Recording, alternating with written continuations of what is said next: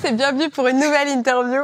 Arrête, je suis gênée, putain, je suis contente. Je suis contente de faire cette interview avec toi. Donc je suis avec Laure, anciennement Stiltonic, aujourd'hui Laure Stilto. Oui. Stilto. Oh, ouais. Je suis très contente qu'on fasse cette interview. Ce que je disais à Laure avant de commencer, c'est que vraiment, j'ai l'impression de faire une réunion d'anciennes collègues. C'est de collège. On a pris un coup de pelle dans la tronche. Ouais, mais toi, t'as pris un très beau coup de pelle. Oh, merci. Et t'as pris un tournant dans ta carrière. Je trouvais ça trop cool de refaire une interview. Et en fait, pour la petite histoire, pour vous raconter, c'est que j'ai reçu un DM de l'une d'entre vous, si elle se reconnaît, bonjour à toi et merci, qui m'a envoyé un DM pour dire qu'elle avait regardé notre précédente interview qu'on a fait sur ma chaîne il y a 3 ans. Je vous la mettrai dans la description si ça vous dit. J'étais venue avec ma mère et tout, je m'en souviens.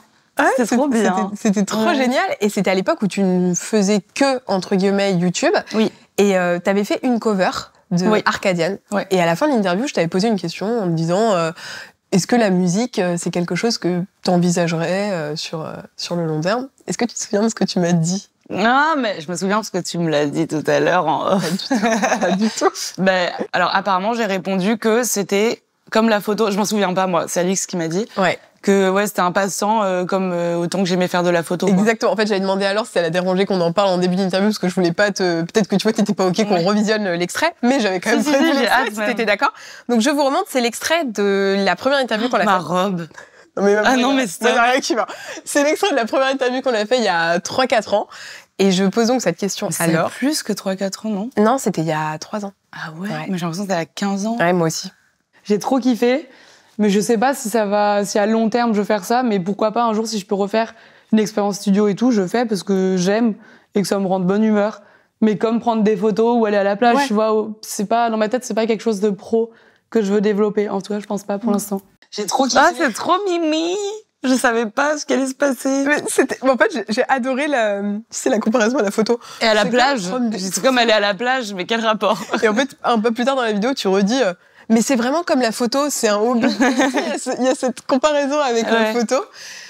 Aujourd'hui, à l'heure où on tourne, on est début mars. Laure va sortir son premier album dans 2 jours. Dans 2 dodos. Dans 2 dodos. Dans 2 dodos, il y a la release party, jeudi soir. Donc on va découvrir ton album, parce qu'à l'heure actuelle, on connaît pas. On a vu des petites bribes là sur les réseaux, sur Insta. Donc en fait, finalement, c'était pas qu'un hobby. Non. Qu'est-ce qui a fait ce basculement entre la Laure de cette vidéo et la Laure d'aujourd'hui Je pense que la Laure de l'ancienne vidéo, peut-être qu'elle se mentait un peu à elle-même. Je pense que j'avais très peur d'assumer que j'avais envie de chanter, justement parce que j'étais déjà sur YouTube, et j'étais déjà exposée et j'avais pas envie, j'avais pas assez confiance en moi pour entendre peut-être des avis négatifs. Et du coup, je pense que c'était aussi une manière de me protéger, de dire ben non, mais j'aime chanter comme j'aime faire de la photo ou aller à la plage. Alors qu'en vérité, je pense qu'au fond de moi, je savais que j'aimais ça plus et que c'est surtout que j'osais pas. Parce que là, j'ai retrouvé il y a quelques mois des journaux intimes de quand j'avais 8 ans, je pense. Tu vois, genre d'idole. Et j'écris, je vais être une grande chanteuse. Je disais, je vais être une chanteuse connue comme Laurie. Justement, ce que t'as fait, Laurie. Parce que dans ma chambre, j'avais des posters d'elle. Laurie a posé ses fesses ici. Enfin, je sais pas si vraiment ce canapé voit tellement de beau monde. J'étais trop fan. En plus, elle s'appelle Laure. Oui. Comme moi. Donc moi, c'était la seule autre Laure que je connaissais. Enfin, je la connaissais pas, mais j'étais en mode waouh. Bref, et ouais. Bah, je pense que je me mentais un peu à moi-même. Peut-être que juste j'étais pas prête aussi. Et je pense que c'est bien que j'ai attendu plusieurs années, même après cette interview, avant de me lancer, parce que c'est un projet qui me tient trop à cœur aujourd'hui et je suis contente d'avoir pris le temps pour bien savoir ce que je voulais faire, comment je voulais faire, etc. Et en fait, le déclic, je sais pas, franchement, j'étais dans le train, je rentrais à Lyon. Il était 6h30 du matin. Et je le dis toujours qu'il était 6h30 du matin parce que normalement, les grandes décisions, tu les prends un peu le soir. Moi, j'ai pris une décision qui a changé ma vie vraiment à 6h30 du matin, les yeux comme ça dans le train. Et je me suis juste dit que justement, j'étais en train de un peu passer à côté de mon rêve. C'est un peu bateau, mais tu vois, je n'osais pas chanter juste parce que j'avais peur du regard des autres et surtout de mon propre regard, je pense. Parce qu'en vrai, il y a évidemment quelques personnes qui n'ont pas toujours été très tendres, mais je pense que la personne la plus dure avec moi-même, c'était moi. Et je sais pas, j'étais dans le train, j'écoutais sûrement Ben Mazué, je me suis dit non, je refuse de passer à côté de mon rêve juste parce que j'ai peur. Enfin, ça peut pas être la peur, ça peut pas être la seule raison qui m'empêche de le faire, tu vois, c'est trop nul. Je me disais mais tu vas trop regretter peut-être dans 10 ans, dans 15 ans. En fait, je m'imaginais être une petite mamie et avoir, je sais pas, des petits enfants et leur dire, bah moi j'ai pas osé, fais-le. Enfin ça, je sais pas, je trouvais ça trop dommage. Du coup, j'ai écrit à des potes, Benoît Constant et Jérôme Ackerman. Jérôme Ackerman qui faisait partie du groupe Arcadian à l'époque. Okay. Et Benoît qui était leur manager. Mais c'était tous les deux devenus des amis de longue date. On était partis en vacances ensemble et tout, on s'entendait très bien. Et je leur ai écrit, j'ai encore le message, c'était en fin 2021, et je leur ai écrit en mode « Coucou, j'espère que vous allez bien », on s'était pas vu depuis longtemps. Bah ça y est, je crois que je me lance, j'ai envie de chanter, je sais pas comment on fait, je sais pas par où commencer, est-ce que vous êtes chaud ? On se voit en studio, peut-être on fait des petites covers sans prise de tête et on voit quoi. Et honnêtement, j'avais pas du tout de plan, de strat, je savais même pas à ce moment-là si je voulais faire un album. Je savais juste que j'avais envie de chanter, j'avais envie de retourner en studio et de découvrir ma voix aussi, parce que moi avant, j'osais même pas chanter devant des gens, même devant mon copain, j'étais très pudique. Je pense que c'est aussi pour ça que dans la vidéo, je fais genre, c'est un non-sujet, parce que je me rappelle, j'avais toujours peur qu'on me dise, bah chante, si t'aimes chanter. Et moi, ça me, déjà, encore aujourd'hui, je suis en mode, c'est trop gênant. T'aurais pas fait ça. Chante. Vas-y, on te regarde. Non, c'est horrible. C'est horrible, c'est à cappella comme ça. Bon, après, je te dis ça, remarque, c'est ce qu'on a fait, bon, pour les interviews Starac, mais ils étaient au courant et on leur disait avant qu'ils allaient avoir ce Starac, ils ont, je sais pas, 3 mois d'expérience dans les pattes, ils ont l'habitude de chanter. Moi, je le disais à personne, quoi. Et du coup, j'ai écrit aux garçons et on s'est vus. On a fait des petites reprises, mais tu vois, sans prise de tête, qu'on postait sur Insta, comme ça, des reprises d'1 minute. Et en fait, je crois que le fait d'avoir fait ça entre amis, parce que vu que c'était vraiment mes amis de base et que je passais tellement des bons moments au studio, et je me rappelle quand je rejoignais mes potes le soir après le studio, j'avais des étoiles dans les yeux, quoi. J'étais trop contente, j'aimais trop faire ça. Donc, on commence par faire des reprises. Franchement, ça cartonne. J'ai l'impression d'avoir 80 ans quand je dis ça, mais c'est les contenus que j'ai faits qui ont le plus marché. Je me rappelle de la reprise de Gaffe aux autres, qui est une chanson de Ben Mazuet et Jérémy Frérot. Je contrôlais plus rien, quoi. Sur TikTok, c'est devenu énorme. Enfin, en tout cas, pour moi, c'était énorme. Il y a eu des millions de vues en 24 heures. Enfin, c'est devenu une trend, même. Les gens la récupéré pour faire des vidéos. Mais oui, c'était trop mignon. Ils faisaient des dessins. Enfin, c'était vraiment, en plus, c'était hyper bienveillant. C'est une trend de bisounours. Ouais. Moi, j'adore. Et donc, on a fait toutes ces reprises. Et après, là, j'ai commencé à me dire, bah, c'est vrai que ça me donne de la force. Et ça me donne l'envie d'aller plus loin. Et je me souviens qu'à chaque fois, on se protégeait un peu avec les garçons en se disant, s'il y a une reprise qu'on poste qui marche pas autant que les autres, c'est pas grave. Il faut pas qu'on se mette à faire ça pour les stats, entre guillemets, et qu'on s'habitue à avoir toujours des millions de vues. Et en fait, ça arrêtait pas, c'était fou. Du coup, je pense, mine de rien, ça m'a donné quand même, on fait pas ça pour ça, mais tu vois, ça donne du courage de voir que les gens aiment bien ce que tu fais et que les gens ont envie d'écouter. Et après, on a voulu sortir un album de reprises, donc où on a fait des versions longues de toutes les reprises que j'avais fait sur Insta pour un peu aller jusqu'au bout de ce projet et faire comme une transition entre les reprises et la suite, ça va être mes propres chansons. Après ça, j'ai plus fait de reprises. Et après, on a commencé à sortir des chansons. On a beaucoup travaillé en indé. On a commencé à sortir les sons en indé, nous 3. Puis après, j'ai été signée chez Columbia, un label de Sony. Au début, moi, j'avais peur parce que je me souviens, j'étais en mode, j'ai pas envie que ça transforme le projet. Tu vois, j'étais en mode, ok, Sony, Columbia, c'est des gros noms. Enfin, il y a Harry Styles quand même, tu vois. J'étais en mode, c'est fat. T'étais directionneur à l'époque? Évidemment. Évidemment. Je suis trop fan de Harry Styles, je l'aime trop. Enfin, je sais pas si je suis fan ou si je suis amoureuse, peut-être un peu des deux. Bah, puis c'est la nostalgie de la jeunesse. À cette époque-là, il y avait quoi? Il y avait les One Direction. Ma sœur était directionneur et aussi il y avait les 5 Seconds of Summer. Ah, franchement, j'ai pas la ref. Enfin, je connais le nom, mais j'ai même pas un son en tête. C'était l'autre groupe, je crois, très en vogue. Mais oui, ça fait peur parce qu'en plus, tu te dis, tu sais, je pense que je refais un peu la comparaison avec les shows télé, mais tu te dis, est-ce que quand tu rentres là-dedans, tu rentres pas dans un truc qui te dépasse complet, où tu peux plus mettre ta patte, où on va te dire non, tu fais comme ça, et Bah, moi, c'est ce que je redoutais, même, tu sais, les bureaux, t'arrives là-dedans, t'as déjà été chez Sony, c'est énorme, c'est hyper haut de plafond, enfin, c'est fou. C'est hyper haut de plafond. Il y a un baby-foot, c'est haut de plafond. Non, mais c'est vrai, t'as un grand hall, enfin, c'est exact, t'entres là-dedans, je sais pas, t'as de la sécurité à l'accueil et tout, enfin, ça fait fat. Tu dois badger. Ouais, c'est ça.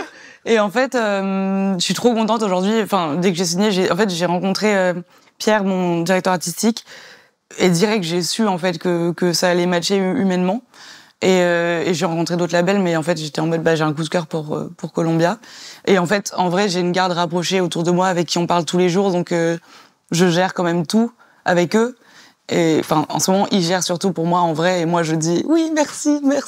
Mais Enfin, tu vois, j'ai un regard sur tout, quoi. Je me sens pas du tout dépassée. Au contraire, j'ai trop de chance et pareil, tu sais, tu pourrais penser que quand t'es dans un gros label, on te met un peu la pression en mode faut sortir l'album, allez. En vrai, moi, j'ai mis 3 ans à faire l'album et jamais, enfin, limite, c'est eux qui me décalaient en disant il manque encore des sons, genre on sent que t'es pas allé au bout, t'inquiète pas, pas de pression sur la date et tout. Et c'était trop agréable. Et puis même eux, ils ont intérêt quand même à ce que le produit fini, donc l'album, soit hyper quali, parce que oui, bien sûr, leur nom, leur image bien derrière. sûr. Et même après, en tant qu'artiste, t'en parles pendant longtemps de ton album, t'as envie que les gens écoutent, donc t'en parles, tu vois, tu fais le tour un peu des radios, des télés et tout, donc c'est quand même important que l'artiste en soit fier pour bien en parler aussi.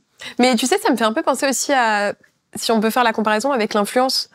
Parce que regarde, c'est comme quand on parle de signer dans une agence, où il y a beaucoup de créateurs qui se disent « Ah, je vais peut-être passer dans une agence » et toi, t'es chez Follow. T'es chez Follow encore ? Ouais. Donc t'es dans une très grosse agence aussi et tu vois, on peut faire un peu cette comparaison. Ouais, c'est vrai. Bah, à la base, moi, quand j'ai signé chez Follow, c'était Minus. Donc pareil, je recherchais un peu ce truc familial de base. Bon, maintenant c'est une grande famille, une grande famille. Je connais même pas toute la famille, tu vois. Mais oui, c'est vrai.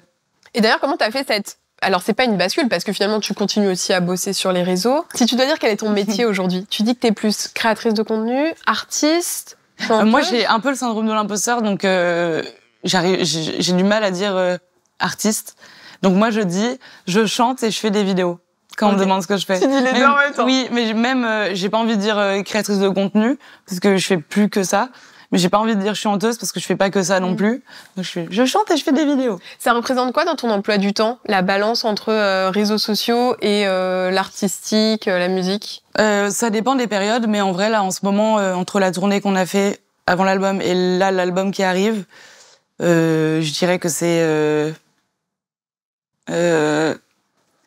mais attends, mais il y a pas de mauvaise réponse. Non, mais vraiment. Genre, t'excuses pas de me dire. Non, 80-20. Ah, je crois que je suis en train de devenir une chanteuse, quoi. 80-20 ou 70-30, en vrai. Est-ce que ça t'a influencé aussi à modifier peut-être ta façon de concevoir ton métier sur les réseaux ? Tu vois, je sais pas, dans les marques avec lesquelles tu bosses, la façon de travailler, je sais pas. Alors là, oui. Je pense que je suis un peu en pleine transition en ce moment. Parce que du coup je revois plein de choses sur l'influence auxquelles je faisais pas forcément attention avant, mais c'est surtout que étonnamment ça m'a donné encore plus envie de continuer de créer du contenu organique, donc sans parler des marques. Tu vois, je sentais à des moments que j'étais un peu sous l'eau, et en fait la musique, je trouve que c'est beaucoup de taf en sous-marin. En gros, tu vois, là les gens ils vont avoir l'album, ou alors quand ils vont au concert, ils voient le concert, mais ils voient pas tout le taf qui est fait avant à chaque fois. Et en vrai, j'essaie de filmer un peu ces moments, mais c'est des moments où t'es tellement vraiment en train de bosser qu'en fait c'est pas très intéressant non plus. Et du coup, il y a un moment, j'étais tellement sous l'eau que je voyais que soit je parlais de musique, moi j'adore, mais de base j'ai pas commencé. De base, les gens me suivent pas pour ça, donc je veux pas faire que ça non plus. Et en même temps, c'est ce qui me passionne aujourd'hui et c'est ce qui me prend tout mon temps. Et quand je faisais pas ça, j'avais des contrats avec des marques qui faisaient que j'étais obligée de... j'étais obligée, j'étais obligée. Je travaillais avec eux, donc je devais poster à cette date-là et je le respectais. Et du coup, je voyais que j'arrivais moins à publier de manière spontanée. Ce que moi j'adore, de base j'ai commencé comme ça il y a 10 ans et vraiment j'adore. Je sais que ça peut paraître bizarre, pas pour toi, mais pour des gens, il y a des gens qui peuvent avoir du mal à concevoir que tu aimes raconter ta vie à des gens, mais moi j'adore et j'aime le côté artistique des vidéos YouTube, etc. Après les marques, j'essaie de me positionner toujours avec des marques qui me parlent, qui me ressemblent. Tu vois, je suis pas en mode OK, maintenant je suis chanteuse, je veux que du luxe, tu vois, pas du tout. Mais par contre, il y a des marques avec qui j'ai plus envie de travailler. Mais je pense que même sans la chanson, potentiellement, j'aurais plus envie de travailler avec elle. Et puis en plus, on évolue, tu grandis, des trucs qui peut-être t'animaient il y a quelques années, aujourd'hui, c'est plus dans ton mode de consommation, ou c'est plus quelque chose que t'as forcément envie de mettre en avant. Ouais, complètement. Mais c'est vrai que c'est trop intéressant ce dont tu parles, parce que je me suis fait la réflexion en checkant tes réseaux, notamment sur le côté préparation en off. Ouais. Parce que c'est vrai que dans ton contenu organique que tu postais pas mal de ce qu'on appelle des dumps, donc ces petits carousels avec des moments où tu mets genre prépa, enfin on te voit en train de bosser, en train de chanter. Et là, t'as sorti le début de la communication autour de son album que j'ai trouvé trop stylé et je te le redis. Et j'ai adoré. Je vous mettrai dans la barre d'infos si vous l'avez pas vu. Je vous mettrai le lien des posts. Et en fait, Laure a fait des carousels Instagram avec sur chaque slide de carrousel un petit extrait d'un morceau de son album. Mais pour l'instant, on n'a pas encore tout écouté. Et j'ai adoré ça. Merci. Et je me suis dit, quand même, je tiens à préciser que c'est aussi avec Lisa et Joséphine, de chez Columbia, justement, qu'on a fait ça. On s'est trop marré. D'avoir imaginé ça? Ouais. C'était les idées de Lisa à la base. Après, enfin, de faire des petites vidéos comme ça. Et après, on a trouvé ensemble les idées. On a tout tourné toutes les trois. C'est trop bien. Mais tu vois, je trouvais ça génial comme idée. Et aussi, ça permet de se rendre compte de se dire, OK, donc, c'est vrai que pendant un an, peut-être tu me dis que tu sors que tu travailles, mais on se rend pas compte. Et les gens, ils m'engueulaient, ils sont bon, bah, sors-le, ton album. Non, moi, j'aurais pas été jusque-là. Parce que tu te dis qu'il y a forcément ça qui va arriver, mais le jour où ça pop, de te dire, waouh, là, il y a autant de musique. Oui, il y a autant de nouveautés qui arrivent. C'est normal, parce que, soit tu fais un EP, il y en a pas beaucoup, soit tu fais vraiment un album, et donc, d'un seul coup, on est trop content parce que ça fait beaucoup de cadeaux, entre guillemets. Mais c'est là où on matérialise vraiment le temps que tu as passé. Combien de temps tu dirais que tu as mis pour écrire cet album? Je pense que entre 2 ans et demi et 3 ans. Parce que il y a des chansons que, du coup, moi, j'ai fait la tournée avant de sortir l'album. Donc, j'ai fait une première tournée de presque 30 dates. Et en fait, les gens pensaient qu'ils venaient pas en concert. Il y a des gens qui pensaient que je faisais que des reprises. Mais en fait, mon album était en construction. Et j'avais déjà beaucoup de chansons. Et en fait, on le jouait sur scène. Et c'était trop bien parce que c'est comme une release party, mais sous forme de tournée, tu vois. Et ça me permettait de tester les chansons, de voir un peu les réactions des gens. Parce que moi, j'aime bien quand il y a de l'émotion, que ce soit pas forcément des larmes à chaque fois, mais même quand tu vois quelqu'un sourire ou tu vois, qui est attentif aux mots. Donc, ça me permettait de voir ça. Et ça me permettait aussi parfois, quand t'écris une chanson, tu l'adores, et quand tu la chantes, au bout d'un moment, t'es en mode, j'ai mal dit ça, ça me ressemble pas, ça, j'aime pas le chanter, donc, autant la modifier ou la baser. Il y a plein de chansons qu'on a. Il y a des chansons que t'as jouées et que finalement, t'as pas mis dans l'album? Et d'ailleurs, il y a des gens, là, en ce moment, en commentaire, et j'ai vu sur Twitter aussi, enfin, sur X, qui sont en mode, mais il y a une chanson où je faisais aboyer Soki. C'est un peu une chanson drôle, mais en fait, elle était très drôle, mais j'avais pas envie de la mettre dans l'album. C'était un peu un cadeau pour la tournée, tu vois. Et j'ai vu des gens qui étaient en mode, mais elle est où la chanson avec le chien? Je crois qu'on va pas la voir et tout. Attends, parce que moi, du coup, je l'ai pas entendu cette chanson. C'est comment tu fais intervenir ton chien dans la chanson? En gros, c'était une chanson un peu drôle. Ok. Pour dire, maintenant, je m'en fous de vos avis, quoi. Et à la fin, je fais, et si je fais chanter le chien. Et là, t'entends, waouh, waouh, waouh, parce que, j'étais au studio et j'ai couru partout, j'ai secoué les trucs et on enregistrait Soki, quoi. Par exemple, le backstage de ce moment. Mais ça, j'aurais dû filmer, par exemple. Personne n'a filmé ça. Là, on était stressés de choper l'aboiement, quoi. L'influenceuse Antoine n'a pas pris ce moment. Conne. Ok, donc combien de personnes sont autour de toi pendant ces 2 ans et demi? Est-ce que t'es aidée pour écrire ou est-ce que tu écris toute seule? Non. J'écris pas toute seule. Si tu peux me faire un genre de je te fais un arbre. Tu vois, de gens qui bossent avec toi.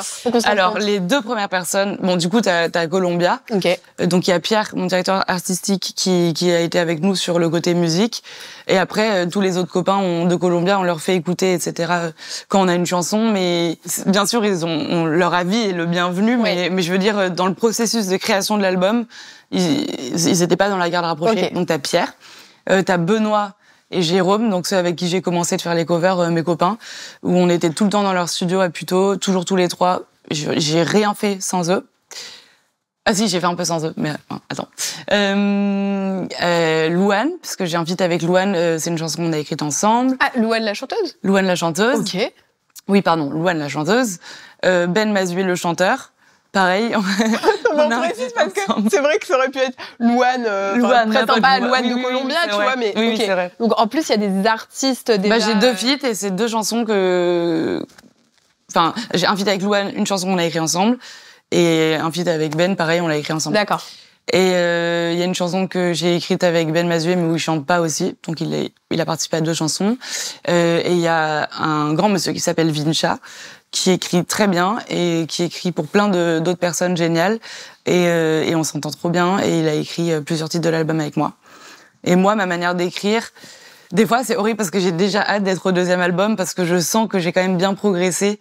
Et je pense que j'ai pris confiance en moi au fur et à mesure de l'écriture du premier. Donc j'ai déjà hâte, j'ai déjà hâte de dire des trucs que j'ai pas dit dans le premier. Je le vois dans tes yeux, qu'en fait, ce deuxième album, là, il y a déjà des petits carnets. Ouais, vraiment, il y a déjà des notes. Je suis en non, mais attends, sors le premier, déjà. Et, en gros, ouais, moi, j'écrivais en mode, comme si tu parles à un journal intime, et je faisais un bloc de plein de phrases que je voulais lire, de tout ce que je pensais et tout.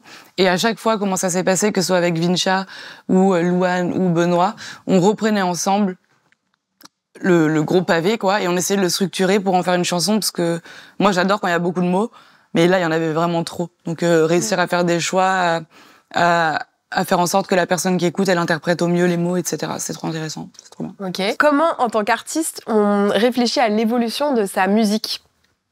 Est-ce que, alors c'est peut-être une question bête, hein, mais est-ce que on se dit que notre public nous a connus pour un style de musique, et de fait, on va dans ce style-là, ou est-ce qu'il y a des moments où t'as un peu envie de choquer ton public avec un truc totalement différent ?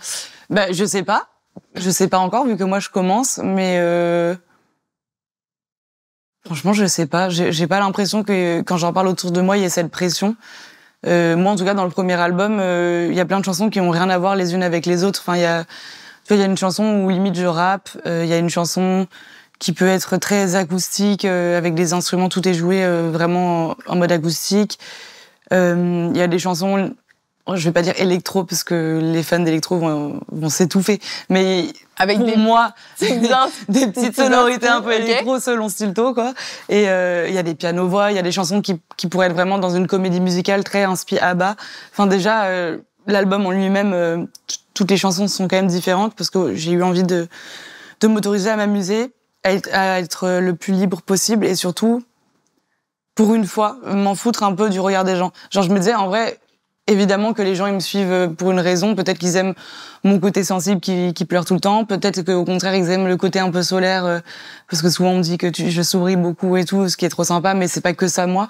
Donc, en fait, je me disais, bah, là, pour une fois, j'ai pas envie de faire, tu vois, comme des fois, sur Insta, je peux un peu réfléchir, qu'est-ce que les gens, ils aiment, qu'est-ce qu'ils like, qu'est-ce qu'ils aiment voir sur mon compte. Là, j'étais en mode, ben, c'est un projet qui, j'espère, va faire du bien aux gens, mais avant tout, qui me fait du bien à moi, et j'ai envie de m'autoriser à être le plus libre possible, quoi. Non, bah, t'as répondu alors, de fait. Bah, en tout cas, pour moi, après, je sais pas, les autres. T'arrives à ne pas te dire, ok, on m'a peut-être suivi sur, cette cover, parce que comme t'as commencé avec les covers. Oui, de ouf. Un truc, au début, on a eu un peu ça. Au début, on était en mode, ok. Donc, tu vois, quand on a décidé de plus faire des covers et de vraiment se lancer, après, c'est aussi des inspirations, donc faut pas en avoir honte non plus. Oui. Mais tu vois, Gaffe aux autres, ça a bien plu. Et moi, je l'adorais. Donc, on était en mode, ok, peut-être nos inspi, c'est un peu, je sais pas, Ben Mazué. Alors qu'en fait, mes chansons ne ressemblent pas à Ben Mazué, sauf peut-être celles qu'on a fait ensemble, parce que du coup, forcément, il y a ça. La personne est dedans. Voilà. Mais ouais. Mais c'est aussi la difficulté, peut-être, d'avoir une communauté déjà existante. Est-ce que c'est un handicap ou un avantage dans le milieu de l'industrie, enfin l'industrie de la musique? Je pense que c'est un peu des deux. Enfin, en vrai, on va pas se mentir, c'est quand même un avantage parce que moi, j'ai toujours aimé écouter de la musique. J'ai toujours suivi même des artistes qui étaient pas forcément méga suivis, en plus de suivre des artistes beaucoup plus populaires.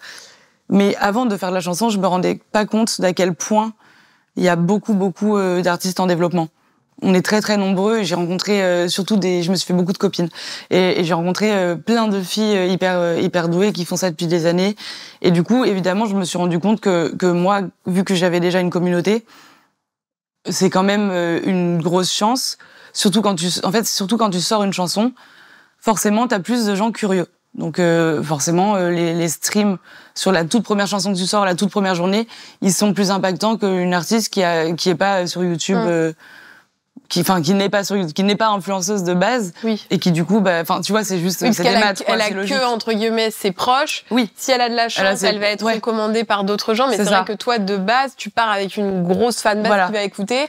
Donc c'est quand même une chance. Genre c'est une chance, c'est trop bien. Après les gens curieux, c'est pas parce qu'ils sont curieux et qu'ils vont écouter, qu'ils vont aimer et qu'ils vont accrocher. Enfin tu vois je sais pas, moi j'imagine que comme dans mes potes, dans mes abonnés, il y a plein de gens qui écoutent que du rap, par exemple. Donc peut-être qu'ils ont cliqué pour voir ce que je faisais par curiosité, mais qu'ils se sont pas dit oh my god, j'ai hâte que son album sorte. Enfin tu vois. Donc il y avait quand même ce challenge aussi de réussir à fidéliser les gens. et à leur faire aimer ma chanson. Et en vrai, donc je pense quand même du coup que ma réponse elle est tellement floue. Non mais c'est intéressant. Je pense que c'est pas du tout binaire, c'est pas blanc ou noir. Ouais, c'est ça. En fait, je pense quand même que c'est quand même plus positif parce que ça serait hypocrite de ma part de. Enfin, je sais pas comment dire. Je sais pas. Je trouve que ça serait hypocrite de ma part de faire genre non, tout ça c'est que grâce à moi. Non, c'est grâce aux gens aussi et c'est pour ça que j'ai pu rencontrer plein d'artistes trop cool. C'est pour ça que j'ai pu aussi aller si vite chez Columbia aussi parce qu'il y a des streams derrière et les streams ils sont aussi grâce aux gens. À côté, il y a quand même des côtés négatifs, mais au final, je me demande si c'est pas surtout moi qui me dit ça. Je sais pas si on m'a vraiment fait ressentir quand je suis rentrée dans une pièce remplie d'artistes, par exemple, si on m'a vraiment regardée en me disant ah my god, la youtubeuse. Forcément que ça a un petit peu parlé sur ça, parce que c'est un parcours qui est pas typique, un parcours atypique finalement. Est-ce qu'on pourrait pas dire ça? Tout simplement. Et du coup, peut-être que ça peut faire, ça peut questionner. Tu peux débattre de ma légitimité ou non. Mais en fait, je pense que c'est surtout moi qui me suis dit ça. Je me suis surtout dit, moi, tous ces artistes vont penser que je suis tellement nulle et que je mérite pas ma place. Alors qu'en fait, je pense que tout le monde s'en fout. Et que c'est que de la musique. Enfin, c'est que de la musique, évidemment, c'est une grande partie de notre vie quand on en fait. Mais je veux dire, je pense pas que les gens me détestent parce que j'ai fait des vidéos avant, tu vois. Oui, en tout cas, t'as jamais été confrontée à quelqu'un de malveillant qui va te... J'ai eu quelques petits échos, bien sûr, mais mais en vrai, je vais pas citer de nom parce que vraiment on s'en fout. Je sais que des fois il y a des gens, mais pas en mode méchant, mais qui se sont questionnés. Et en vrai, c'est pour ça que je dis ça. Je peux que comprendre parce que c'est vrai que c'est bizarre. Et puis ça te donne la niaque pour... Et du coup, moi, ça me donne envie de prouver. Moi, j'étais en mode, j'ai envie que, tu vois, quand j'ai fait La Cigale, j'ai invité beaucoup de copains influx, etc., mais j'ai pas voulu inviter tous les chanteurs. Enfin, tous les chanteurs, évidemment. Tous les chanteurs de France. Non, mais genre, parce que je voulais que, quand ils viennent, il y a des personnes que j'adore, et je voulais que quand ils viennent à mon concert, j'ai vraiment fait des progrès, et que je voulais un peu, c'est ridicule, je voulais un peu les impressionner.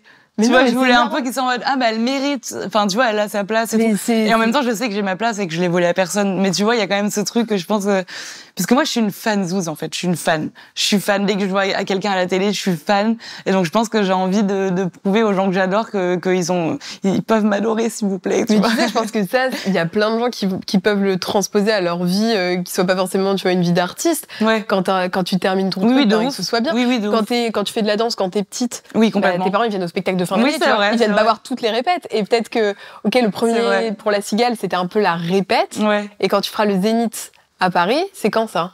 Le 5 décembre 2025. Voilà, le 5 décembre 2025. Là, t'inviteras des... Ouais. T'inviteras qui? Est-ce que je peux avoir un peu le nom de... Non, après, il y a plein de gens que je vais inviter, mais qui va dire oui, ça? Non, mais tu sais, des chanteurs que t'as peut-être pas osé inviter à La Cigale parce que tu te sentais pas assez prête. Et là, tu sais qu'au Zénith de Paris, t'es prête. Un ou deux. Attends, je sais pas. De qui t'es un peu fanzouze? T'as dit je suis fanzouze. Moi, je suis fanzouze de tout le monde, c'est trop grave. Je pense que j'aimerais bien... en vrai, Gaffe aux autres, c'est une chanson de Ben Mazuet et Jérémy Frérot, donc j'imagine qu'il faudrait que j'invite Jérémy Frérot. Mais j'ai envie qu'il trouve ça stylé, donc au Zénith, j'espère être prête. Qui je pourrais dire? Céline Dion, par exemple. Rien que ça. Peut-être qu'elle a rien à faire, tu vois. Je pense qu'elle sera pas dispo, non. Elle sera peut-être dispo, hein. Non, je sais pas. On verra, on aura la surprise. Ouais. Alyosha. Alyosha, par exemple, je l'adore, il est trop sympa, mais j'ai envie que le jour où il me voit performer sur scène, ça soit... Et t'as des mentors un peu dans ce milieu, parce que tout à l'heure, tu parlais de Louane, de Ben. Il y a d'autres gens comme ça qui t'entourent, où tu sais que leur conseil en tant qu'artiste est vraiment pertinent pour t'aider dans ta carrière et que quand t'es un peu perdu, tu sais que tu peux te tourner vers eux. Non. Enfin, c'est surtout Ben Mazuet et Louane. Enfin, Louane et Ben Mazuet, mais il y a sûrement d'autres gens géniaux. Ouais. Et j'ai rencontré des personnes trop sympas et tout, mais vraiment qui m'ont donné des conseils, qui ont pris le temps dès le début de parler avec moi et de comprendre un peu mon parcours. C'est Louane et Ben Mazuet. Vraiment. Quel conseil tu dirais? Si jamais il t'avait donné un seul conseil, tu devais en sortir un. Ben Mazuet, il m'a, dès le début, dès qu'on s'est vu suite à la reprise, il m'a direct dit de prendre mon temps. Et en vrai, je pense que lui, il s'en rappelle même pas, mais pour moi, c'était... déjà, je buvais ses paroles parce que c'est mon artiste préféré, donc j'étais trop contente parce que je suis une fanzouze. Ouais. et en fait, c'est arrivé pile au bon moment parce que moi, c'est le moment où ça commençait... les covers marchaient bien. Et peut-être que j'étais un peu en mode waouh, je vais faire un album et tout, genre j'avais envie de me précipiter, tu vois, je me disais vite pendant que ça marche, il faut pas que ça tombe. Et en fait, il m'a dit prends ton temps. Dans une grande discussion, il m'avait pas juste dit ça tout seul. Et du coup, j'ai pris 3 ans. Et en vrai, je suis trop contente d'avoir pris mon temps parce que, comme je te disais, la setlist de l'album, enfin la tracklist de l'album, elle a évolué. Et je pense que si j'avais pas pris mon temps, je l'aimerais beaucoup mon premier album, mais moins que là. Ouais, là, t'es trop fière de ce que tu sors. Ouais, je suis trop contente, j'ai trop hâte. Et en début 2025, il y a eu deux gros trucs majeurs. Il y a eu un en prime sur TF1 pour la Starac. Ouais. Alors là c'est un peu à moi d'être la fan douce parce que comme cette année, je bossais sur la Starac, quand j'ai vu que t'étais en artiste, donc c'est-à-dire qu'il faut qu'un élève chante en duo avec toi, c'est la consécration quand même. Ouais, et puis juste après, il y a eu les victoires. Donc là, t'étais nommée en révélation féminine de l'année. Oui. Comment t'apprends ça, que t'es nommée pour les victoires? Moi, c'était trop bien. J'en voudrais toute ma vie à ma team parce qu'ils m'ont pas filmé. Et moi, j'étais en mode, mais ça arrive qu'une fois, fallait pas m'appeler, fallait me convoquer et me filmer. Tu vois. Faut rappeler les victoires. L'année prochaine, j'étais en mode, j'aurais aimé avoir le souvenir, mais en vrai, je m'en rappellerai toujours. J'étais pas loin d'ici. Et j'allais chercher Soki, qui était chez sa promeneuse, pour tout te dire. Elle a une promeneuse en ce moment. Madame est une star. Voilà, star. Et elle fait des balades avec des copains en forêt. Bref. Et donc, il pleuvait, j'étais un peu grincheux, je marchais sous la pluie, je vais la chercher, tout. Il y a Pierre, mon DA, qui m'appelle et qui me dit, ouais, je peux te parler, je te dérange pas. Donc moi, je rappelle que je suis aigrie à ce moment-là, donc je suis un peu en mode, quoi, oui, vas-y, dis. Et là, il me dit, je suis avec Pauline. Donc Pauline, c'est la directrice de mon label. Et donc, quand il me dit ça, je me dis, oh là là, qu'est-ce que j'ai fait? Je me dis, je vais me faire engueuler. Pourquoi il y a la directrice? Je suis en haut-parleur, ils sont dans son bureau. Vraiment une vibe de lycée Vraiment. qui revient. Non, mais même pas parce que j'étais très sage, moi, au lycée. Genre, tu vois, j'ai juste trop peur de me faire engueuler tout le temps, donc je fais jamais de vagues, je fais rien. Et là, je m'arrête et je dis, qu'est-ce que j'ai fait? Et là, j'entends dans le ton de leur voix qu'en fait, c'est une bonne nouvelle. Et en fait, j'ai capté direct parce que je savais que c'était la période où les votants commençaient à mettre des noms. Et on en avait parlé. Et en vrai, je me rappelle que Benoît, donc avec qui je bosse depuis le début, m'avait dit, franchement, ne nous faisons pas d'espoir parce que c'est très tôt pour être en révélation pour toi. Genre, faut pas qu'on soit déçus. On vise ça pour plus tard si on veut même oser espérer le viser. Mais, enfin, tu vois, il m'avait vraiment dit, parce que moi, j'avais appris que je savais qu'il y avait eu mon nom qui circulait et du coup, je m'étais un peu, j'étais en mode, oh my god, ça se trouve, c'est cette année. Et Benoît, la veille, il m'avait un peu calmé. En mode, franchement, moi, j'y crois pas et c'est pas grave, on n'a pas besoin de ça et tout. Ce qui est vrai. Mais bon, moi, c'était mon rêve, tu vois. Les on n'a pas de besoin de ça, mais bon, le petit trophée est posé sur la cheminée. Je l'ai pas eu, mais... C'est Solane qui a eu cette année. On lui fait des gros bisous. Je vous mets sa photo juste là. Tu l'as faite, Solane? Non, mais j'aime beaucoup ce qu'elle fait aussi. Je l'adore. Elle a l'air trop chouette. Ouais, donc, et bravo à elle aussi pour la victoire. Bravo. Et elle a eu cette année, quoi. Et est-ce que tu as le droit de dire non, ne me nommez pas? Bah je sais pas, moi nommez-moi, hein. N'hésitez pas. Je suis même sur la liste remplaçante si jamais quoi. Je me dis peut-être qu'il y a des gens qui n'ont pas envie de. Bah peut-être, je sais pas. Je sais pas du tout comment ça marche. Et comment tu te prépares ensuite à l'issue de ça pour la presta, parce qu'en plus t'as fait une presta sur scène. Oui. Donc il y avait toute une direction artistique, t'avais un stylisme particulier. J'avais vu un post Insta de la nana qui t'avait fait le stylisme avec les bijoux. Elle expliquait comment elle avait créé ton costume où t'étais comme dans une couette. Tu l'ouvrais, t'as ta tenue de scène. Enfin, il y avait une vraie direction artistique. Comment tu prépares ce mois jusqu'à la prestation? Il y a plein de réunions, plein de visios avec toute ma team à moi, avec notamment l'orchestre des victoires aussi, avec les gens qui bossent pour les victoires, etc., qui font les lumières. Enfin, tu vois, faut vraiment tout gérer. Et nous, on a regardé plein de prestats de français, d'américains, tout, tu vois, pour voir un peu ce qui était possible de faire ou non. Et en vrai, on voulait quand même que ça soit pop et marquant. Et en même temps, j'ai pas beaucoup d'expérience télé, donc je voulais pas commencer à me lancer avec un truc avec des danseuses, etc. Yo, elle a fait ça, mais elle danse hyper bien, tu vois, de base. Moi, je me disais, mais si je me lance là-dedans, c'est la catastrophe. Ouais, faut se concentrer sur... J'avais l'expérience de la Starac, je ne voulais plus de tapis roulant. Alors attends, pour resituer pour les gens qui n'ont peut-être pas vu, c'est vrai qu'à la Starac, t'avais eu toute une mise en scène, donc tu chantais avec Ulysse, et vous deviez marchait sur un tapis roulant et derrière il y avait un écran qui défilait. Ouais. Et le truc, il tournait aussi. Ah oui, Enfin, genre, oui, il y avait quand même une double difficulté. Ouais. Quand même, hein. Il s'est avéré que pendant le prime, il y a eu un bug sur un tapis roulant, donc ton tapis marchait, pas celui d'Ulysse, donc t'étais toute seule à avancer. Ulysse, peu cher, Ulysse faisait semblant de marcher sur place. Ok, ouais. Donc petit trauma des tapis roulants. D'ailleurs, pour me préparer pour les victoires, j'ai acheté un tapis roulant. Ouais. Et alors je courais pas en chantant parce que j'en suis pas encore là. Je suis trop essoufflée vite, mais je faisais la marche rapide et je chantais parce qu'on m'a dit que pour gérer le stress, c'était un bon exercice d'être un peu essoufflée. Parce qu'en fait, moi, le stress me coupe la respiration. Okay. Et du coup, parfois, j'ai du mal à respirer. Du coup, je chante un peu moins bien que si j'étais oui, en pleine complètement détendue, tu vois. Capacité de tes poumons. Voilà, Et voilà, et après les victoires, c'était trop cool parce que j'étais nommée avec Solane et Yoa. Je les connaissais pas personnellement, mais on se suivait toutes les trois depuis longtemps. Et du coup, c'était trop bien. On s'est rencontrés à la conférence de presse. Et après, on a fait un groupe toutes les trois où on parlait tout le temps pendant 3 semaines. Et j'ai vraiment découvert un truc de sororité en vrai, vraiment de soutien et sans aucun. Enfin, il y avait rien de malsain. Il y avait rien. Genre, je sais pas comment expliquer, c'était vraiment trop bien.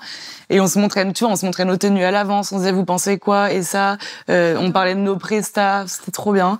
Dès qu'il y en avait une qui avait un coup de stress, on s'écrivait, on allait dîner ensemble et tout, c'était trop cool. C'est des bêtes de meufs, je les adore. Et là, on se revoit encore. Bah, là, elles sont en tournée et moi, je pars en tournée après. Donc, on se voit peu, mais on continue de s'écrire et tout. C'était trop bien. C'est bien qu'il y ait cette espèce d'entraide et de sororité entre c'est trop bien, je sais pas, ouais. de la nouvelle scène. Enfin, je dis sororité, mais ça va même au-delà parce que on en parlait aussi tout à l'heure quand tu avais fait C'est à vous avec Pierre et Alyosha, où ça reste quand même la nouvelle scène. Oui. Où tous ces gens entre 20 et 30 ans, vous avez l'air assez soudés et je trouve que ça a l'air très sain. Alors, après, c'est d'un point de vue extérieur, tu vois. Bah, moi aussi, non, mais c'est vrai, moi aussi, et en plus, moi, je viens de l'influence. En vrai, il y a des côtés trop bien à l'influence, c'est pas. Je sais pas, il y a des gens qui pensent que dans l'influence, c'est vraiment, on se tire les cheveux et tout, pas du tout. Mais je trouve que, ou alors c'est parce que je suis nouvelle dans la musique et je vois tout avec des paillettes dans les yeux, mais j'ai l'impression que dans la musique, il y a encore plus cette bienveillance et il y a pas ce truc de comparaison. Évidemment, si tu fais le même style musical que quelqu'un, bah, tu vas forcément, pas te comparer, mais être un peu au courant de ce qui se passe pour lui, etc. Faire attention de ne pas sortir ton album le même jour ou autre, c'est évident.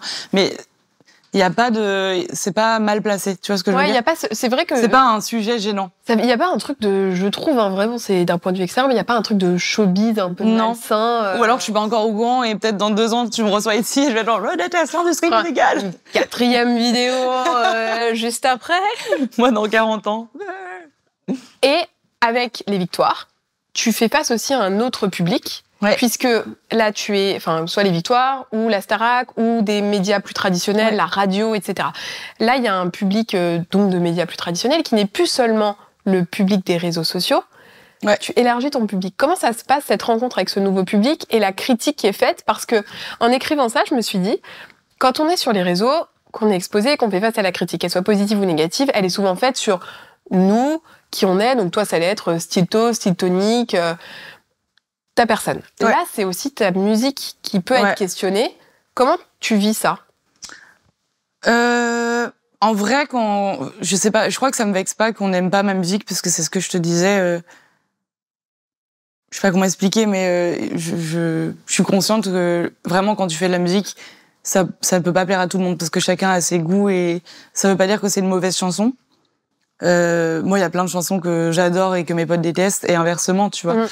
Mais moi, c'est encore un peu nouveau pour moi, donc forcément, j'ai l'habitude d'être exposée, parce que je poste depuis 10 ans, mais ça a toujours été moi qui choisissais ce que je filmais, comment je le filmais, qui faisait le montage, donc je gérais tout.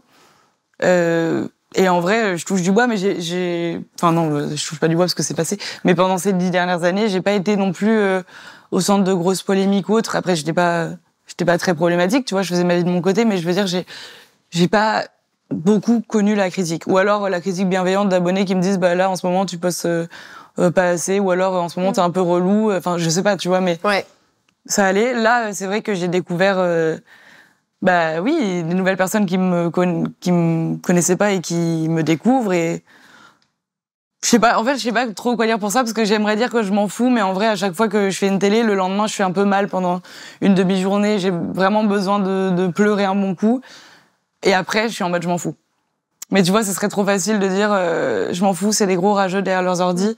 Parce que forcément c'est un peu, je sais pas, c'est nouveau. Je sais pas trop quoi dire en vrai. Non mais je pense qu'il y a pas, encore une fois, il y a pas une réflexion qui est binaire et c'est ni tout blanc ni tout noir. Et même de toute façon, je pense que, et c'est peut-être pour ça aussi que tu as cette réaction-là, c'est que de fait, de recevoir à la fois autant de critiques positives ou négatives, personne n'est fait. Tu vois, l'humain n'est pas fait pour recevoir autant d'attention. Et donc, il y a peut-être aussi des trucs de décharge d'un seul coup. Ok, il y a eu plein de trucs positifs, mais aussi plein de gens, de fait, qui projettent quelque chose sur moi. Il y a des trucs négatifs. C'est exactement ça, meuf, c'est ça. Parce que quand j'ai fait la Starac, tout le monde m'a dit, j'étais sur le problème avec Elena, et elle m'a toujours dit, va pas sur Twitter direct après, ça ne sert à rien, ça va pas changer ton expérience, et ça va juste te mettre dans un mauvais mood parce que, la Starac, c'est quand même une émission qui est très très commentée et du coup t'as beaucoup de positifs mais t'as aussi beaucoup de négatifs, tu vois. Moi je suis sortie de scène, j'étais même pas dans ma loge que j'étais sur Twitter parce que j'étais sur mon tel quoi, parce que je voulais dire à mon copain alors est-ce que t'as vu comment ça rendait, parce que je voulais voir ce qui se disait. Et du coup il y a eu plein de trucs trop sympas, il y a eu des trucs moins sympas aussi et aujourd'hui vraiment je m'en fiche. Enfin ça m'a pas du tout ça m'a pas fait me remettre en question moi, ça m'a pas fait remettre ma musique en question. Donc ça, tant mieux. Parce que j'imagine que, tu vois, quand on en parlait tout à l'heure, mais quand je vois les artistes qui font la Star Academy et qui ressortent après 3 mois où t'es vraiment jugé sur ta personnalité. Mais en fait, bref, tu vois ce que je veux dire. Et alors que là, c'était juste une presta, en fait. Et en plus, c'était drôle parce que je devais faire genre d'être hyper à l'aise parce que j'étais en mode, je suis l'artiste. Donc je peux même pas dire à Ulysse que je stresse. Mais en fait, lui, il avait plus d'expérience télé que moi, tu vois. C'est vrai que moi, j'avais beaucoup plus peur que lui. Il avait, je sais pas combien de travail dans les pattes. Donc Donc et le lendemain, c'est exactement ce que tu viens de dire, c'est exactement ce que je disais à mon copain. J'en ai parlé avec Ben Mazué aussi, qui m'a dit c'est complètement normal de se sentir toute bizarre le lendemain parce que t'as eu beaucoup d'attention. Et même je sais qu'à un moment il y avait une autre pressa et moi j'étais filmée parce qu'avec Elena on était assis sur le côté et même là il regarde pour voir si vous êtes en train de parler, enfin tu sais. Mais c'est trop bien. Moi j'ai adoré l'expérience, je suis une grande fan de Starac, j'ai adoré Nikos, ma vie, et j'ai adoré chanter avec Ulysse, enfin tout était trop bien, mais juste le fait que ce soit autant commenté c'est fou. Mais c'est une pression en négatif et en positif, enfin vraiment c'était trop bien, je crache pas du tout dedans. Invitez-moi s'il vous plaît. J'ai adoré. Mais ouais. On t'a proposé d'autres émissions? On m'a proposé, j'ai fait d'autres émissions. Non, attends, tu sais, je te demande ça de façon très intéressée. Quoi? T'as le droit de me dire, je peux pas dire, ok? Si tu peux pas dire. Ok. J'ai ouï dire que l'Eurovision était venue vers toi. Est-ce que c'est une info ou est-ce que c'est une intox? Bah, c'est faux. C'est faux. J'ai tellement vu ma casquette d'Élise Mousset à ce moment-là en me disant, la pêche au scoop, regardez-moi avec ma canne à pêche. Moi aussi, j'ai vu et j'étais en mode, non. Et j'avais vu sur TPMP, ils en avaient parlé aussi, ils avaient donné mon nom. Et en plus, ils avaient fait une blague nulle sur mon nom, bref. Et je me souviens que j'avais voulu faire une story un peu pour rigoler de ça en disant je viens d'apprendre que potentiellement j'allais faire l'Eurovision et on m'avait dit non mais fais pas ça. Non, on rentre pas dans les voilà. Dis-le tranquillou sur le canapé d'Alix 3 mois après quand tout sera passé, que Louane aura été annoncé. C'est ça, mais non, genre ça a jamais, ou alors je suis pas au courant quoi. Bon, la tournée, je voudrais qu'on en parle un petit peu. Comment tu prépares physiquement la tournée? Quand j'avais reçu Laurie et je lui avais parlé de ça à l'époque où elle faisait ces énormes tournées là, le week-end tour, j'avais été voir quand j'avais 7 ans, c'était hyper cardio. Alors elle pour le coup, elle était avec des baudriers. Mais en plus, c'est une sportive. Oui, elle faisait du patinage avant, donc elle était de base, elle a la mentalité d'une sportive aussi. Exactement. Et je me souviens, on l'a montée sur scène, elle se changeait, et elle me disait, pour m'entraîner, je faisais des joggings où j'avais ma playlist dans les oreilles et je chantais et je calquais mon sport sur la chanson. Elle faisait dans l'ordre de la setlist. Ouais, exactement. Et les moments où c'était des chansons plus douces, elle courait doucement. Les moments où c'était des chansons hyper hard, elle courait hyper vite. Est-ce que toi, tu prépares physiquement la tournée? Je sais pas, genre, est-ce qu'il y a une petite routine sportive, alimentaire, que sais-je? La tournée qui est passée, je m'étais mis au sport avant parce que j'étais, comme je te disais, dès que j'étais stressée, j'avais le souffle coupé. Du coup, j'avais envie d'avoir plus de cardio. Ouais. Franchement, je sais même pas si ça a eu un impact, mais moi, en tout cas, je me sentais bien sur scène. Et là, pour la tournée qui arrive, franchement, faut que je m'y remette, hein. Je vais pas te mentir. Je fais des cours de chant, je prépare de plein de manières différentes, mais niveau sport, alors que j'y aille. Non, mais parce que tu restes quand même 1h30 sur scène, en vrai, je pense que c'est un des aspects les plus importants, le sport. Parce que là, je vais avoir des dates où tu fais 4 soirs de suite, 1h30. bah faut y aller quand même, enfin tu sais, et puis moi je suis pas sportive de base quoi, donc je suis pas fait de patin quoi. Donc Je suis pas mon pas fait de hockey non plus. Et au niveau est-ce que t'as des petits rituels avant de monter sur scène, genre les pâtes au ketchup? alors mes petits rituels, oula non, je mange pas parce que j'ai trop peur de roter. Donc je refuse de manger avant. Après je me goinfre toute l'après-midi de Kinder, de oui, tu manges des petites petites barres de céréales, des trucs, mais en tout cas tu te fais pas une plâtrée de pâtes au ketchup. Je fais après. Et après, avant le rituel, je me prépare. Puis après, je saoule tout le monde en disant que la salle va être vide, quoi, tout le temps. Est-ce que t'as un truc où tu te dis si je le fais pas, le concert va planter? Genre, non. je vais pas te toucher. Avant, non. Câlin avec les musiciens. Ça, c'est obligé. Mais je pense que tout le monde le fait. Tu vois, le petit check, ça, c'est trop bien. Vous avez un cri de guerre? Ah ouais, mais il est tellement ridicule. Enfin, en fait, moi, j'ai une team de bisounours. Je vais adorer. C'est que des gentils. En gros, on est debout. Bah, vas-y. Donc, on fait tougou, tougou, tougou, tougou. Là, on saute, on fait tougou, tougou, tougou, tougou. Et après, on fait. Ouais, je l'aime. C'est horrible. Je l'aime bien, ce cri de guerre. Le pire moment de ma journée, je pense, ce que je viens de faire. Mais normalement, c'est adorable. On est plein à le faire, ok. Donc ça, c'est le petit rituel. Donc ça, c'est le petit rituel. Et voilà. Et après, juste profiter du moment. Moi, j'adore. Franchement, j'adore la scène. J'adore. C'est trop bien. Mais ce qui est fou, c'est que à l'origine, et t'en as parlé un tout petit peu au début, t'es quelqu'un d'assez timide et introverti, non? Oui, de ouf. Mais en fait, oui.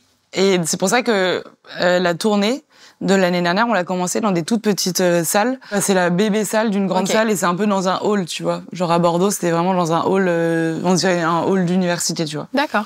La scène, c'est ça. Quand t'es vraiment face aux gens. Et en gros, on s'était dit, il faut qu'on fasse ça parce qu'en fait, on s'emballe, mais moi, j'ai jamais chanté devant des gens. Donc on se disait, ça se trouve, je vais détester. C'est vrai. Et en fait, j'ai adoré direct. Dieu merci. Non, mais c'est pour ça que je suis trop contente d'être jeudi. Je sais. Ah, mais attends, jeudi, c'est pas un concert. Bah, c'est une release party. C'est ma boum. C'est une release ouais, party. mais ça n'a rien à voir. Tu vas quand même performer, j'espère. Oui, mais ça n'a rien je à voir. viens évidemment pour le buffet, mais j'espère quand même qu'il y aura un peu de musique. Oui, mais c'est très chill. Non, mais j'ai hâte du Zénith de Paris, alors. Ouais, ça va être trop 5 bien. décembre. Tu verras, au Zénith, j'ai un public trop bienveillant. C'est trop bien à chaque fois. J'ai le meilleur public du monde. Enfin, je sais pas comment sont les autres, mais moi vraiment c'est trop bien. Et du coup, ça fait que ça me donne beaucoup de confiance quand je monte sur scène. Je sais à quel moment les gens vont rire. Je sais que j'ai beaucoup de sourires. Je sais pas comment dire. Ils sont comme s'ils voyaient un peu leur cousine éloignée réaliser son rêve. Ils sont là. Et limite des fois c'est trop. Genre des fois je vais me tromper, ils sont là. Wouh, c'est pas grave, tu sais genre. Mais en même temps c'est trop agréable du coup. Et ouais, même les pros du milieu, les pros de la musique, souvent ils disent putain t'as un public trop sympa quoi. Genre même pour les premières parties c'est trop agréable parce que elles sont toutes hyper. Je dis elles parce que c'est surtout des filles qui viennent en vrai au concert. Bon, quoique. Il y a de plus en plus de mecs, et il y a aussi beaucoup les petits copains des filles. Tu vois, un grand. Super les boyfriends. Et ouais, tout le monde dit qu'ils sont hyper bienveillants. C'est trop bien. Et je pense que c'est pour ça aussi que ça m'aide. Mais tu vois, ça reboucle ce qu'on disait tout à l'heure avec les réseaux sociaux. Je pense aussi que le fait d'avoir une communauté, soit à l'origine qui te suivait pour les réseaux, ou soit qui est arrivé après, c'est que comme t'as quand même ce truc de créatrice de contenu, tu sais documenter tout ça, et tu sais aussi documenter tes failles, tes pleurs quand tu pleures. Et pas beaucoup d'artistes savent faire ça, ou alors l'apprennent sur le tard, mais à l'origine, tu vois, sont pas créateurs de contenu, donc ont du mal à se mettre sur les réseaux, alors que toi, t'étais déjà là.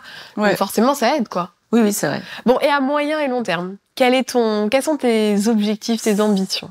Déjà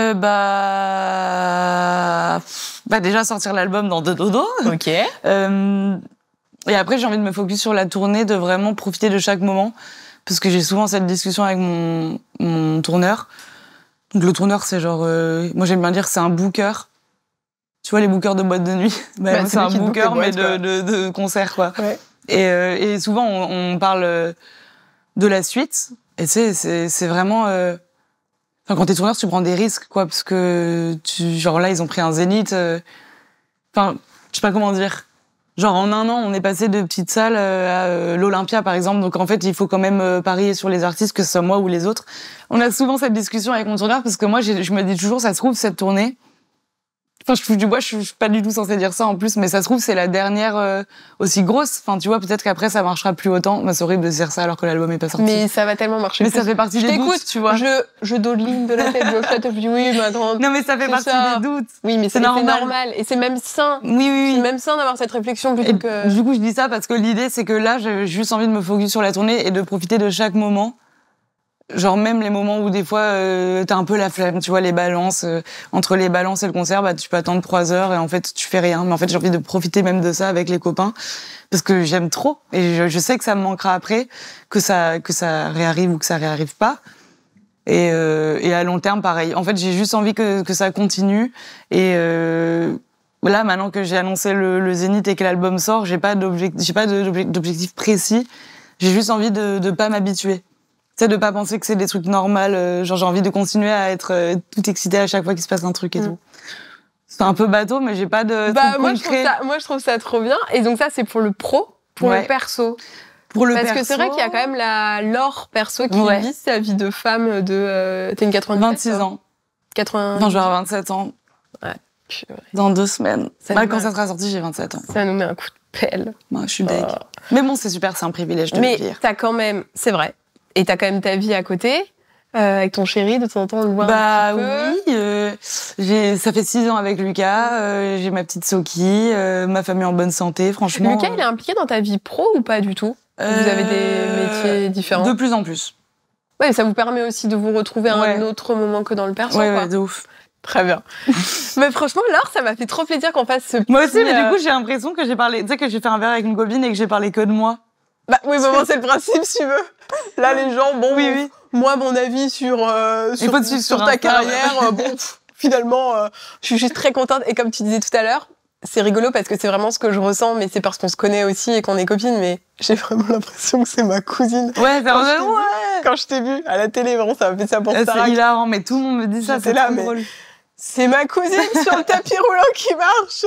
Donc ça me faisait vraiment trop plaisir et je trouve ça cool qu'on puisse se revoir aujourd'hui pour parler d'un truc tellement différent. Ouais, c'est fou. Et s'il y a 3 ans, je m'étais dit, mais dans 3 ans, tu revois Laure, elle va tout à fait changer. Enfin, aujourd'hui, elle est chanteuse, elle est nommée aux Victoires et profondément, ça me fait ultra plaisir pour toi. Je suis heureuse parce que je te vois super épanouie. C'est gentil. Et c'est cool de voir des gens aussi heureux et exceller. J'espère que ça vous aura plu de passer ce moment avec nous.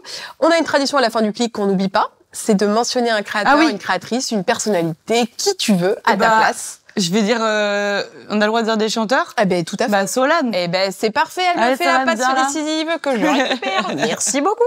Je vous mets les réseaux sociaux de Laure ici, les miens juste là, tout ce dont on a parlé dans la description, que ce soit pour les concerts, pour réserver. Oui, on peut faire ça, on peut mettre un petit lien. Oui. Bah, je mettrai ça. Les comptes Insta des gens dont on a parlé, le lien pour le vinyle, on pourra se le... Tu mets tout ce que tu veux. Bon, écoutez, tout ce que tu veux, vous le mettez de toute façon, c'est la foire dans la barre de description. Vous nous dites ce que vous en avez pensé dans les commentaires et nous, on se retrouve très très vite. À bientôt. Ciao. Salut. Bisous, bisous.